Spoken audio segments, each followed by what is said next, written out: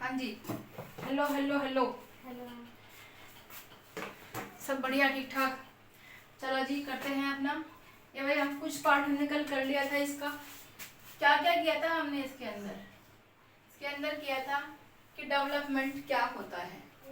अलग अलग इंसान के लिए डेवलपमेंट का अलग अलग मतलब होता है। जैसे कोई किसान है तो उसके लिए डेवलपमेंट का मतलब है किसी क्रॉप्स के जो फसलों के जो दाम है वो इंक्रीज हो गए हैं। कोई लेबर है तो उसके लिए मतलब है कि भाई हमारे लिए अच्छा है कि दिहाड़ी मजदूरी अच्छी हो जाए, मतलब अगर हमें 500 रुपीज़ पर डे के हिसाब से मिल रहे हैं तो ज़्यादा मिले उससे। कोई लड़का है उसके लिए एक कार कि भाई अगर कार मुझे मिल जाए तो मैं कहूँगा कि मेरे लिए क्या हो रहा है, कंट्री में डेवलपमेंट हो रहा है। कोई लड़की है अगर वो चाहती है कि सिंगर बने, ठीक है, वो चाहती है कि फैशन डिज़ाइनर बने, वो कुछ और बनना चाहती है, एक्ट्रेस बनना चाहती है, तो उसके लिए वो डेवलपमेंट गोल होगा। तो सबके अकॉर्डिंग डेवलपमेंट की अलग अलग डेफिनेशंस होती है, ठीक है। आगे हमने करा था कि भाई जैसे डेवलपमेंट हो रहा है, अब जरूरी नहीं है कि जब एक इंसान के लिए डेवलपमेंट हो रहा है तो दूसरे इंसान के लिए भी डेवलपमेंट हो, उसके लिए वो नुकसान भी हो सकता है। मैंने तुम्हें एग्जांपल दिया था, जैसे कि हम कहीं डैम बना रहे हैं, तो जहाँ पे हम डैम बना रहे हैं वहाँ पे तो मतलब डेवलपमेंट हो रही है कि भाई इलेक्ट्रिसिटी मिलेगी हमें, वहाँ से वाटर सप्लाई मिलेगी, बहुत सारी चीज़ें हो जाएंगी वहाँ पे। लेकिन जो वहाँ की जो ट्राइबल पॉपुलेशन है उनको क्या करना पड़ेगा, उस जगह को छोड़ना पड़ेगा, ठीक है। तो उनके लिए तो डेवलपमेंट नहीं हुआ ना। तो सब तो डेवलपमेंट के डेफिनेशन अलग अलग है। फिर आए थे कैपिटा इनकम पर कि कैपिटा इनकम क्या होती है। तो पर कैपिटा इनकम कहते हैं कि टोटल जो इनकम हो रही है पूरी कंट्री की एक साल के अंदर और टोटल पॉपुलेशन के द्वारा हो रही है, ठीक है, तो इक्वल्स टू आता है हमारा पर कैपिटा इनकम। फिर हमने कहा था कि भाई 2017 के अकॉर्डिंग एक चार्ट बनाया गया था कि भाई जिसकी इतनी इनकम होगी वो रिच कंट्रीज में काउंट होगा, जिसकी इतनी इनकम होगी या इससे कम होगी उसको पुअर कंट्रीज में किया जाएगा। तो लेकिन इंडिया किसमें है, इंडिया ना तो पुअर है और ना ही रिच है, वो मिडल में है, बीच में है। इतना हमने कर लिया था। अब आगे करते हैं। तो इनकम एंड अदर क्राइटेरिया, तो और भी क्राइटेरिया होना चाहिए। और एक चीज की थी हमने कि भाई सिर्फ और सिर्फ पैसे के दम पे हम सब कुछ काम नहीं कर सकते। दो तरह का हमने इसमें एग्जांपल लिया था कि किसी चीज को हम बाय कर सकते हैं बाय मनी और किसी चीज को हम बाय नहीं कर सकते बाय मनी, मतलब किसी चीज को हम पैसे से खरीद सकते हैं और किसी चीज को हम पैसे से नहीं खरीद सकते। जैसे बैग, कपड़े, जूते, चप्पल, घर, fridge, washing machine, AC, cooler, ये सब को हम खरीद सकते हैं। तो इसके लिए हमें पैसा चाहिए। लेकिन क्या हम इक्वालिटी को खरीद सकते हैं, फ्रीडम को खरीद सकते हैं? नहीं खरीद सकते। पोल्यूशन फ्री इन्वायरमेंट को खरीद सकते हैं? नहीं खरीद सकते। दैट्स व्हाई हमें इन सब चीजों की भी जरूरत होती है। तो प्रॉपर डेवलप्ड कंट्री वही होगी जहाँ पे सारी चीज अवेलेबल होगी, ठीक है। आते हैं यहाँ पे इनकम एंड अदर क्राइटेरियाज। तो इनकम और अदर क्राइटेरियाज कौन से होंगे देखते हैं। इनफैक्ट मोर्टेलिटी रेट, इसका मतलब क्या होता है? इनफैक्ट मोर्टेलिटी इसका मतलब होता है कि it's indicate the number of children that die before the age of 1 year, कि एक साल के अंदर जितने बच्चे मर जाते हैं अपनी एज के पैदा होने से एक साल के बीच में कितने बच्चे मर जाते हैं, उसको हम क्या कहेंगे? मोर्टेलिटी रेट कहेंगे, ठीक है। As proportion of the 1000 life children born in that particular year, एक साल के अंदर 1000 बच्चों में से कितने बच्चे मर रहे हैं उसी को हम क्या कहेंगे? उसी को हम इनफैक्ट मोर्टेलिटी रेट कहते हैं, ठीक है। नेक्स्ट आते हैं लिटरेसी रेट। लिटरेसी रेट मतलब कितने लोग वहाँ पे पढ़े लिखे हैं, ठीक है। The proportion of literate population in the 7 and above age, 7 साल या 7 साल के ऊपर के जो बच्चे हैं वो पढ़े लिखे हैं, पढ़ रहे हैं, स्कूल में जा रहे हैं या नहीं जा रहे हैं, दिहाड़ी मजदूरी कर रहे हैं, क्या कर रहे हैं, चोरी कर रहे हैं, ठीक है। नेक्स्ट आते हैं नेट अटेंडेंस रेशियो, कि भाई स्कूल में तो नाम लिखवा दिया लेकिन जा कितने बच्चे रहे हैं, एक्चुअल में कितने पढ़ रहे हैं। तो the total number of children of age group 14 and 15 years attending schools as a percentage of total number of children, ठीक है, in the same age group. कि स्कूल में नाम तो लिखवा दिया, चढ़वा दिया नाम, ठीक है जी, तो स्कूल में नहीं जा रही, वहां पे प्रेजेंट नहीं हो रही है स्कूल के अंदर, ठीक है। तो ये एक चार्ट बनाया, इससे हमें पता चलेगा कि कौन सा स्टेट हमारा प्रॉपर डेवलप्ड है और कौन सा स्टेट प्रॉपर डेवलप्ड नहीं है, ठीक है। अब देखो यहाँ पे स्टेट की अगर बात करें, हरियाणा में पर कैपिटा इनकम है इतनी, वन टेंस 100,000 इकाई दहाई सैकड़ा हजार 10,000 लाख 1,80,174 रुपए पर कैपिटा, मतलब एक पर्सन इतने रुपए कमा रहा है एक साल के अंदर। इनफैक्ट मोर्टेलिटी कितना है 30 लोग क्या कर रहे हैं वहां पे, 30 बच्चे मर रहे हैं, 1,000 मतलब 1,000 में से 30 बच्चे मर रहे हैं एक साल की एज पूरी करे बिना। ठीक है। लिटरेसी रेट, लिटरेसी रेट क्या, कितने लोग वहां पे पढ़े लिखे कितने हैं 82 लोग। ठीक है, 82 लोग पढ़े लिखे हैं। नेट अटेंडेंस रेशियो, लेकिन एक्चुअल में कितने जा रहे हैं 61 जा रहे हैं 40-50 की एज में। ठीक है। अब आते हैं केरला में। केरला की जो पर कैपिटा इनकम है वो कितनी है, वो इतनी है 1,63,475। और मोर्टेलिटी कितनी है, बच्चे कितने मर रहे हैं 10 बच्चे मर रहे हैं, मतलब यहाँ से कम मर रहे हैं। लिटरेसी रेट कितना है, पढ़े लिखे कितने हैं 94% वहाँ पे पढ़े लिखे इंसान है। और अटेंडेंस रेशियो कितना है 83 है। यहाँ पे आते हैं बिहार की अगर बात करें तो यहाँ पे तो भाई पर कैपिटा इनकम बहुत कम है 34,409। ठीक है। इनफैक्ट यहाँ पे तो बच्चे भी ज्यादा मर रहे हैं। लिटरेसी रेट यहाँ पे तो बंदे भी कम पढ़े लिखे हैं और अटेंडेंस रेशियो तो और भी ज्यादा कम है। तो तुम बताओ कि तुम्हारे हिसाब से डेवलप्ड स्टेट हम किसको कहेंगे, हरियाणा को कहेंगे, लिटरली हरियाणा को कहेंगे। भाई हरियाणा में सिर्फ और सिर्फ कैपिटा इनकम ज्यादा है, बाकी में केरला सबसे आगे है। भले ही उसकी कैपिटा इनकम कम है लेकिन भाई वहां पे मोर्टेलिटी भी कम है, लिटरेसी रेट सबसे ज्यादा है और अटेंडेंस रेशियो भी सबसे ज्यादा है।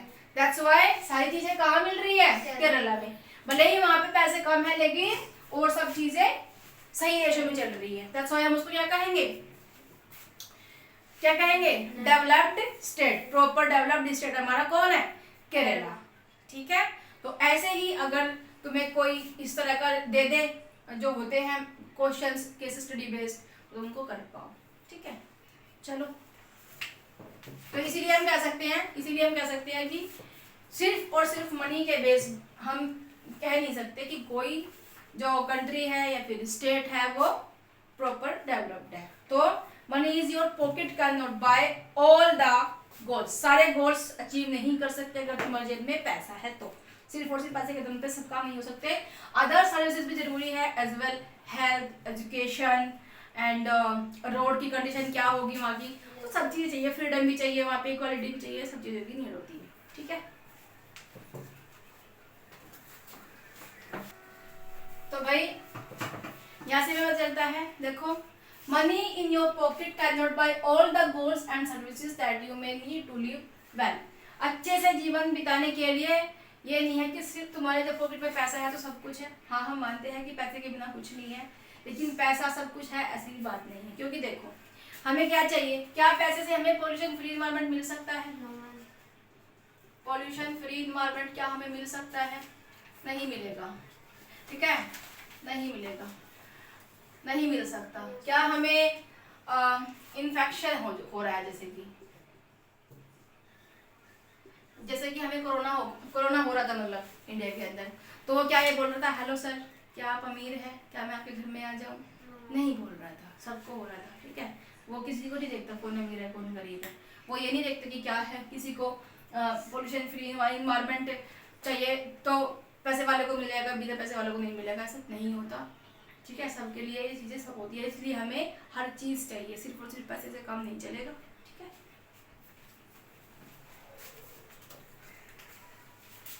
हाँ जी। पब्लिक फैसिलिटीज भी आती है उसके अंदर। क्या है public facilities? Public facilities those are provided to the citizens, जो लोगों को, जो नागरिकों को, जो देश में लोग रह रहे हैं उनको फैसिलिटीज प्रोवाइड कर जाती है उस गवर्नमेंट के द्वारा, all the citizens by the government for their well being and overall development. Development के लिए या फिर उनको अच्छा जीवन जीने के लिए जो फैसिलिटीज लोगों को या सिटीजन्स को, नागरिकों को, देश में जो लोग रह रहे हैं उनको गवर्नमेंट के द्वारा जब कोई फैसिलिटीज प्रोवाइड करी जाती है तो उसको तो हम डेवलपमेंट कहेंगे या उसको कहेंगे कि पब्लिक फैसिलिटीज मिल गई। ठीक है, जैसे कहते हैं कि दिल्ली में पब्लिक फैसिलिटीज बहुत अच्छी है, वहाँ पे इतनी अच्छी है, वहाँ चले जाओ वहाँ पे इतनी अच्छी, तो अलग अलग जगह पे। ठीक है, समझ में आया? जैसे कि एजुकेशन, अच्छी एजुकेशन होनी चाहिए, हेल्थ, अच्छा हेल्थ होना चाहिए, मतलब हेल्थ इशू नहीं होना चाहिए कोई कि भाई हम गए जी वार्ड वहाँ पे हॉस्पिटल के अंदर गए और डॉक्टर ही गायब है वहाँ से। ठीक है, चलो food etcetera. In some state the public distribution system PDS function well. कहीं कहीं पे ऐसा है कि वहाँ पे जो पब्लिक डिस्ट्रीब्यूशन सिस्टम, तुमने सुना होगा राशन लेके आ रहे राशन लेके आ रहे, तो वो ठीक ठाक है। ठीक है, नेक्स्ट आते हैं the people should get food health and nutrition. कि जो लोग खाना खा रहे हैं, जो लोग खाना खा रहे हैं, the people should get good health and nutrition. तो वो अच्छा हो, उनकी हेल्थ अच्छी हो, और खाना सिर्फ पेट भरने के लिए ना हो, उनको उनसे न्यूट्रिशन भी मिलना चाहिए। एक आदमी है, सपोज एक आदमी है जो फ्रूट खा रहा है, एप्पल खा रहा है, उससे उसको कोई सा विटामिन मिल रहा है, ग्रेप्स खा रहा है, उससे उसको कोई सा विटामिन मिल रहा है, और वाटरमेलन खा रहा है, पानी की पूर्ति हो रही है। ठीक है, पेट भी भर रहा है और उसको न्यूट्रिशन भी मिल रहा है वहाँ से। और दूसरा पर्सन है दाल चावल खा रहा है, चावल थर्ड क्वालिटी के चावल खा रहा है, भाई उसको पेट भरना है, वो लो मिडिल क्लास से है, तो क्या होगा उसका, क्या उसको न्यूट्रिशन मिलेंगे दाल चावल में से? और दाल का पानी बना रहा है, 10 बंदे खा रहे हैं 10 रुपए की दाल, है ना, होता है ना ऐसा। भाई जीना है यहाँ पे तो कुछ तो करना पड़ेगा, तो उसके लिए ये सब हमें स्ट्रगल करना हो रहा है। जैसे स्टार्टिंग में जब हमारा देश आज़ाद हुआ था, तो उस टाइम पे बड़ा बेकार सिस्टम था। अमेरिका से खाना आता था, अनाज जो वहाँ के जानवर नहीं खाते थे, वो हम लोगों को भेजा जाता था यहाँ पे कि तुम खा लो इसको। ठीक है, तो उस टाइम पे भी वही चल रहा था, तो क्या उसमें न्यूट्रिशन था? तो यहाँ का मतलब है कि द पीपल शुड गेट, कि लोगों को अच्छा खाना मिले जिससे कि उनको न्यूट्रिशंस मिले। ठीक है, सिर्फ पेट भरने के लिए यहाँ पे बात नहीं होती है। बॉडी मास इंडेक्स, इसके बाद आते हैं बॉडी मास इंडेक्स। भाई बॉडी मास इंडेक्स क्या होता है, बहुत जरूरी है। जैसे पता चलता है इससे बॉडी मास इंडेक्स से पता चलता है कि कोई पर्सन, कोई बंदा, कोई आदमी, कोई इंसान, कोई स्त्री, औरत, पुरुष नरिश्ड है, अंडर नरिश्ड है या ओवरवेटेड है। नरिश्ड का मतलब होता है बिल्कुल हष्ट पुष्ट, बढ़िया, स्वस्थ। अंडर नरिश्ड मतलब उसमें अभी कुछ कमी है। ओवरवेटेड नाम से पता चल रहा है, क्या मतलब, इसका वेट बहुत ज्यादा है। ठीक है, चलो जी।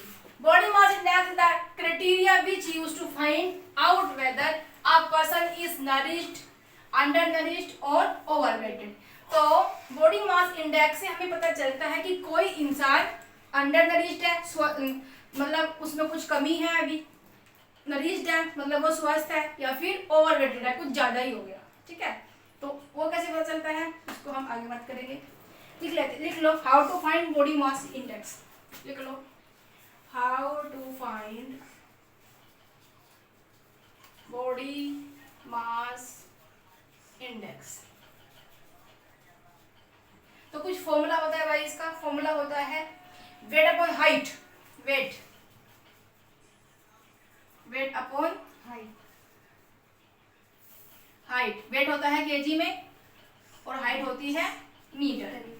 ठीक है, वेट अपॉन हाइट अगर लेंगे, जैसे सपोज कि किसी का वेट 120 किलोग्राम है और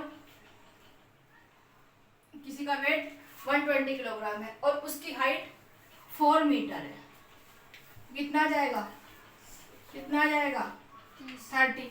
तो उसका बॉडी मास इंडेक्स कितना हुआ, 30 हुआ।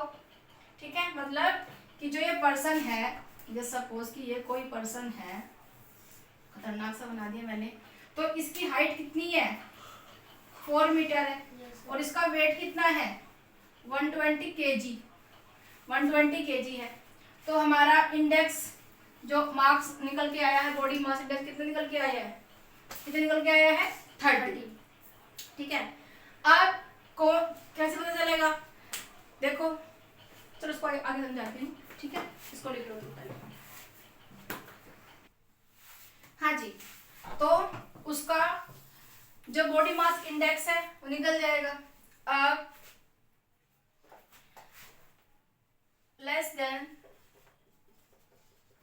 18, अगर जो बॉडी मास इंडेक्स निकल के आया है वो 18 है या फिर 18 से कम है, तो क्या कहेंगे उसको कहेंगे अंडर नरिश्ड।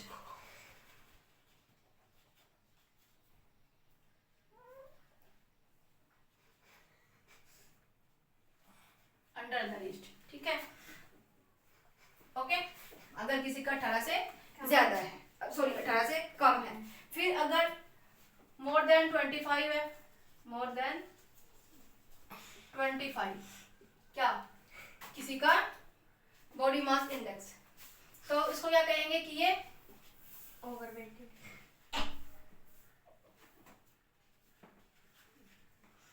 ओवरवेटेड है, ठीक है। और अगर 25 है, अगर 25 है, 25 के इक्वल है बिटवीन, तो इसको क्या कहेंगे हम, बिटवीन 18 एंड 25, मतलब 18 से ज्यादा है और 25 से कम है, तो इसको क्या कहेंगे कि ये कैसा है, नरिश्ड, ठीक है। ठीक है, तो समझ में आया कि कैसे निकालेंगे। बॉडी मास इंडेक्स कहे कि भाई नरिश्ड कौन होता है, भाई एमसीक्यूज में एक एक नंबर में क्वेश्चंस आ जाते हैं, ठीक है, करो।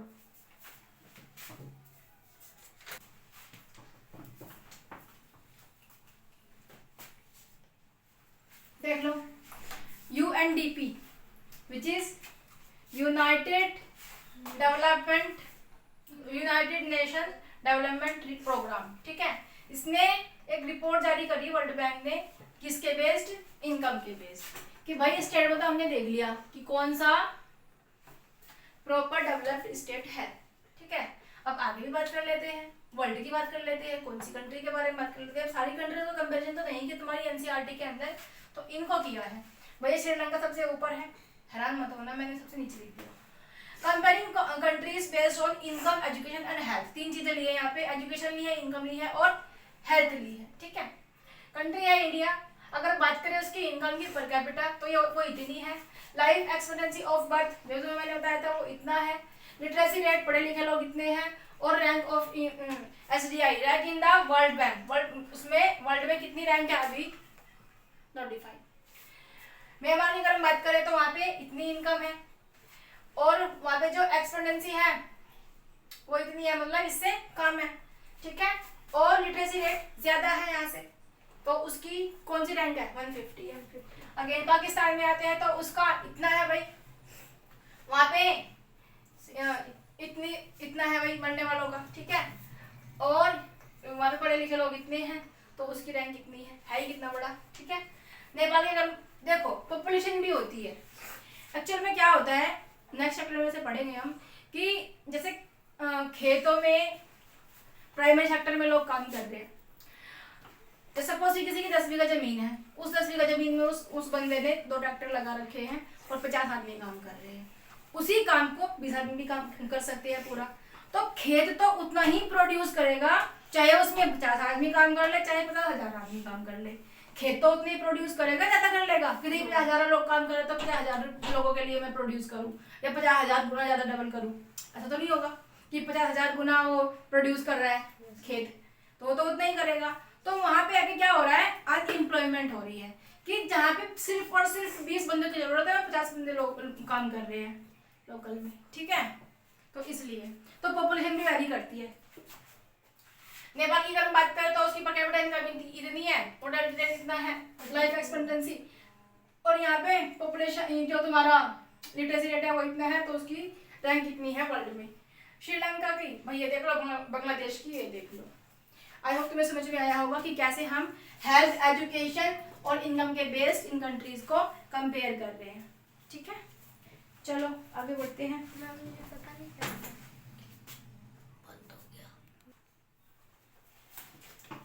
हाँ जी, सोर्स ह्यूमन डेवलपमेंट रिपोर्ट 2020 के अकॉर्डिंग सस्टेबिलिटी भी आता है भाई, कि सस्टेबिलिटी भी होना चाहिए।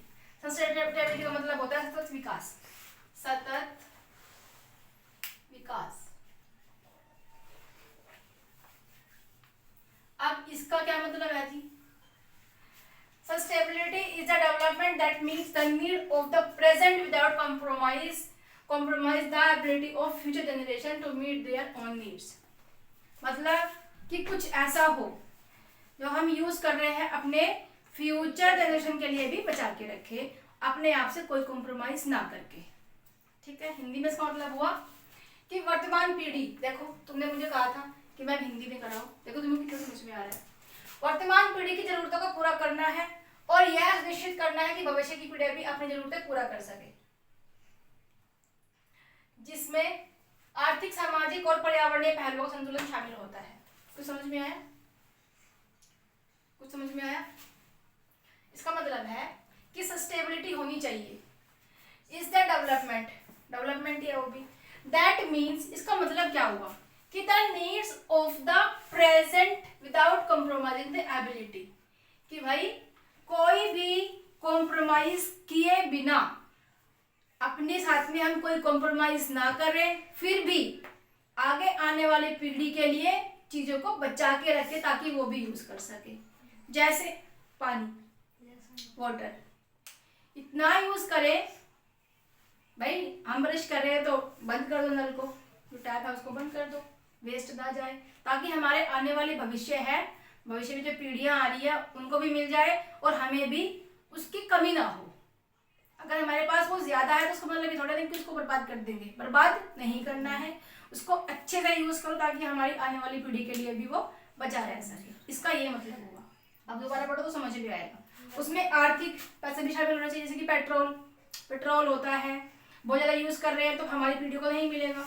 कोयला है, ठीक है, अब ये तो है नहीं कि 4 दिन में बन के रेडी हो जाएगा कोयला, भाई इतने मिलियन ट्रिलियन साल लगते हैं उसको, उसमें जो प्रोसेस होता है। वर्तमान पीढ़ी की जरूरतों को पूरा करना है, वर्तमान मतलब जो अभी जी रही है, प्रेजेंट में। अब यह सुनिश्चित करना है कि भविष्य की पीढ़ियां भी अपनी जरूरतें पूरा कर सके, कि आगे आने वाली जो भविष्य की पीढ़ियां होगी वो भी अपनी जरूरतों को पूरा करेगी, जिसमें आर्थिक, पैसा, सामाजिक और पर्यावरणीय, मतलब हम तो अच्छी ऑक्सीजन ले रहे हैं लेकिन बच्चों के लिए कुछ छोड़ कर रहे हैं, वो फिर मास्क लगा के घूमेंगे ऑक्सीजन का, ठीक है। तो इतने भी पेड़ मत काटो कि हमारे आने वाले फ्यूचर में जो हमारी पीढ़ियां आएंगी उनको ऑक्सीजन मिले ही ना, ठीक है। तो उनको खरीदनी पड़े ऑक्सीजन, पानी की बोतल की तरह। स्टेशन पे गए, मेट्रो कहीं पे भी, रेलवे स्टेशन पे पानी की बोतल खरीद ली 20 रुपए की, फिर वो खरीदेंगे, क्या बोलते हैं, पहले खरीदना नहीं पड़ता था पानी, भाई पहले खरीदना नहीं पड़ता था, जाओ नल चलाओ पियो पानी, ठीक है। अब पानी खरीदना पड़ता है, ना, तुम लोगों को भी, तुम्हें भी कभी गए होंगे तो ट्रेन से तो खरीदना पड़ता है। फिर हमें क्या करना पड़ेगा, आने वाले टाइम पे हमें नहीं, हमारी पीढ़ी को। पेड़ तो रहेंगे नहीं, फिर क्या होगा कि कोई गांव में कहीं बहुत दूर वादियों में पेड़ उगाएगा, उससे ऑक्सीजन को कलेक्ट करेगा, उसके बाद में उसको लाके स्टेशन पे बेचेगा। तो क्या कहेंगे कि हमारा माल जो सिलेंडर है ना वो खाली होने वाला है, उसको भर दो, 50 रुपए की उसमें ऑक्सीजन डाल दो, फिर हम उसको मास्क को लगा के ट्रेन से आगे जाएंगे नेक्स्ट स्टेशन पे, फिर बड़े स्टेशन पे बड़ा मतलब पूरा भरवा लेंगे फिर इसको। तो ऐसा नहीं होना चाहिए कि हमारे बच्चों को, हमारे भविष्य में आने वाली पीढ़ियों को ऑक्सीजन नसीब ही ना हो, ठीक है। तो आर्थिक, सामाजिक और पर्यावरणीय, तो ऑक्सीजन कहाँ से मिलती है हमें, पर्यावरण से मिलती है, तो पर्यावरणीय पहलुओं का संतुलन शामिल होता है, तो इसमें सब चीज इंक्लूड होती है, ठीक है। इसी के साथ में हमारा ये डेवलपमेंट चैप्टर समाप्त होता है। देखने के लिए धन्यवाद। ठीक है, थैंक यू भाई। जो तुम्हें क्वेश्चंस लिखवाए गए हैं उनको you have to learn all of the questions and best of luck for examinations, ठीक है। अच्छे से अपने पेपर दो, अच्छे से याद करो, मिड टर्म के आने वाले हैं, इसलिए आई वांट कि तुम्हारा सिलेबस फटाफट कंप्लीट करा दे, ठीक है। मिलते हैं नेक्स्ट वीडियो में with next chapter. Next chapter क्या होगा भाई, नेक्स्ट चैप्टर क्या होगा तुम मुझे बताओ, नेक्स्ट चैप्टर क्या होगा, economics, sector of the Indian economy, sector of the Indian economy. अब उसके बारे में हम कल पढ़ेंगे। Till then take care and bye bye, thank you, okay thank you, thank you, thank you. मैं पूरी कर दूंगा।